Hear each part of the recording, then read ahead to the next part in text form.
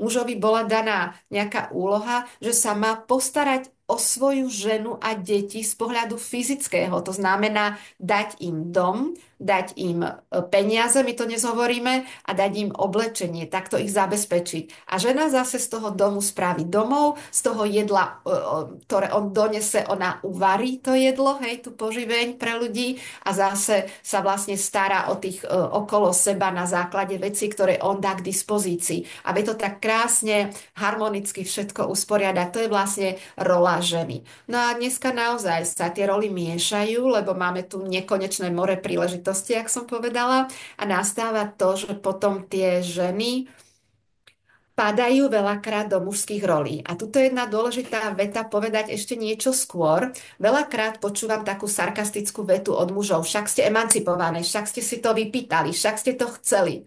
A ja k tomu poviem len úplne počiatok, ako to celé bolo.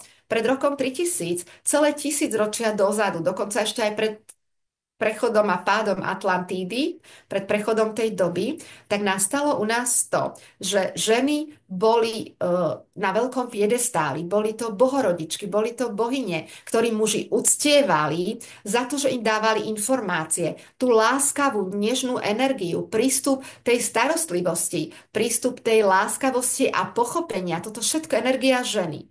A tým, že ešte priniesli na svet život, ktorý vedeli nielen v sebe stvoriť a udržať, ale po pôrode ešte doviesť do dospelosti a samostatnosti, považovali ženu za naozaj kráľovnú bohyňu. A tak ju aj volali, ospevovali a tak ju aj uctievali. A žena dostávala od muža veľké dary lásky, ktoré sú inak základom, ak teda k tomu na konci prídeme, tak si to povieme, pre našu prácu na sexuálnej úrovni so sexuálnou alchímiou. Aby žena mohla sa do tejto energie vložiť, muža k sebe pustiť a otvoriť sa mu, musí mu maximálne dôverovať, že ju nepodvádza, že ju miluje a že je jediná jeho bohyňa na svete, pre ktorú on tu je.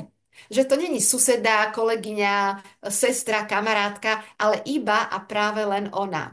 A toto je teda dôležité, že muž, keď chce si tú svoju ženu postaviť na piedestál bohyne, aby ona bola naplnená a šťastná jeho energiami, toto jej musí vedieť dať.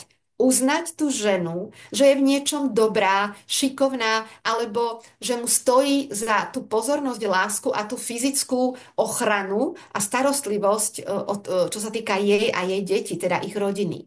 A žena zase, keď dostane tieto energie, ju to vyživuje. To je presne to, čo zase potrebuje žena. Mužové vyznanie, uznanie lásky, jedinečnosti jej postavenia v jeho živote a jej dôležitosti pre toho chlapa.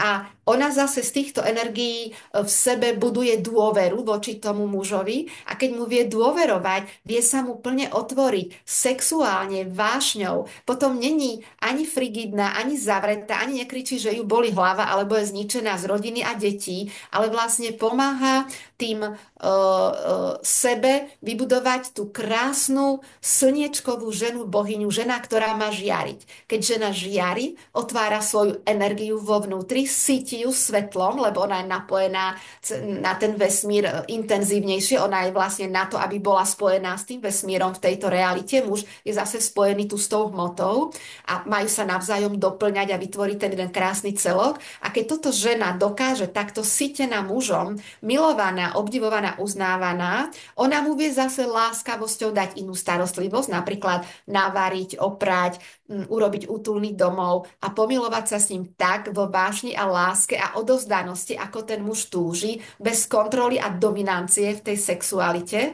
A vlastne toto je pre muža tá najväčšia slásť, zažiť takúto ženu.